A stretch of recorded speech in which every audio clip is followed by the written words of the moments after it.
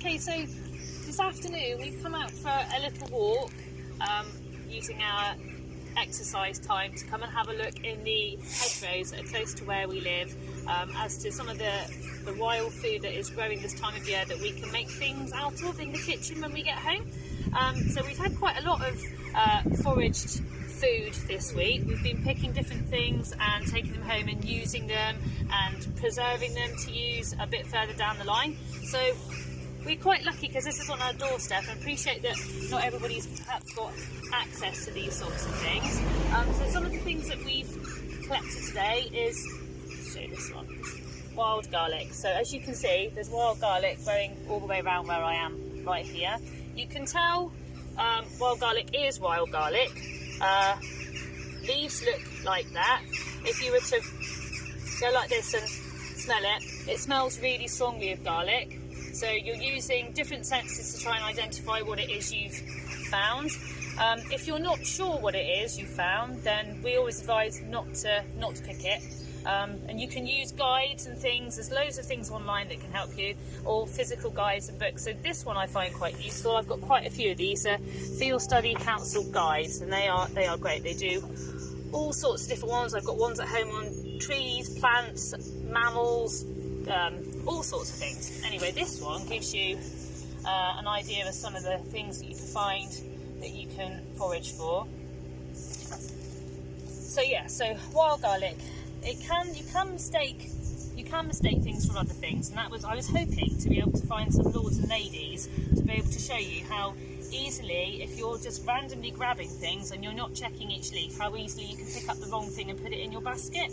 And some things will make you sick if you pick up the wrong things, and other things will actually kill you. So you need to just use all your senses to check what it is. So you're looking, your sense of smell, check in the different books, check with your parents or other people that might know before you pick anything at all, really.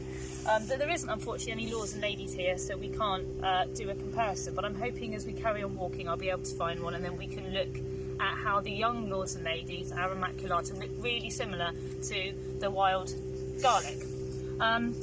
Three-cornered leek. So we got these a bit further down the road. They look like this. Some people get confused between wild garlic and three-cornered leek, because until you know something, it is very confusing, isn't it? So, three-cornered leek, let me put that in there. This is an invasive species. This isn't something that would normally be here. They were introduced and they take over really, really quickly. They spread like wildfire. If you look at the end, you can see it's hence three-cornered leek. It's got like a triangular shape to the stem.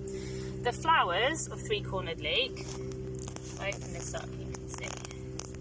So you've got 1, 2, 3, 4, 5, 6 petals, and they've got like a green ridge running on each petal, like that, compared to the flower of the wild garlic.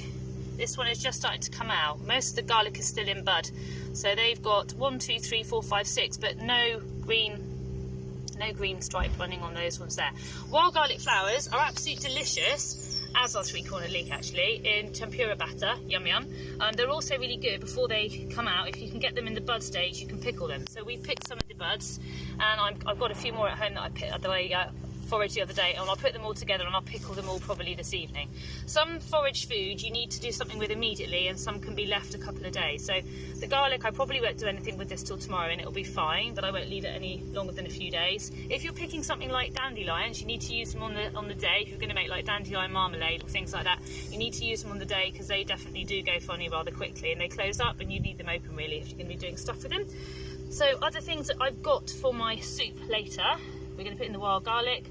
I picked a little bit further down this stuff here that sticks you, sticky goosegrass or cleavers, tiny little hooks along it, which is why it sticks to your clothes. I'm going to put some of this in my soup. I'm not going to pick them out with my hands, but stinging nettles. Pull it out of the way. There we go. Stinging nettles. Stinging nettles are delicious. So I've used a pair of scissors to chop these. I've picked ones that are growing up a bit further back in the hedge, ones that aren't going to be weed on by a dog. It's a really, really quiet road here that I've picked them from. It's like a back lane, so in terms of pollution, I'm not too worried. these ones, I will take the leaves off, probably with scissors because it's easier, and then I will put them in towards the end of the soup cooking. I'll cook the base first, like a potato and a carrot base, and then I'll put the nettles in towards the end. They don't need to be in for very long. It's a bit weird because they do smell a bit like fish when they're cooking, but they taste a bit spinachy when they're cooked. But nettles are really, really good for you. And what I will then use, once I've used all of these leaves, the stalky bit I will then make fertiliser out of for my plants at home. So the bits that aren't, if I find any leaves that are really damaged when they've gone a bit old looking that I don't want to use, I'll put those in some water along with the stalks and maybe some comfrey from my garden, and I'll leave them in a water solution for up to a month, and then I will water that down, so it'll smell awful, but then I'll water it down and I'll pour it over my vegetables, and it's a fantastic fertiliser. The nettles take nutrients, nitrogen, phosphorus, all sorts of stuff up from the ground, and they store it in their leaves, so obviously when you break them down it gets released back into the water, and then that goes on your plants. So I'll put those in. Was there anything else in here that might have been it?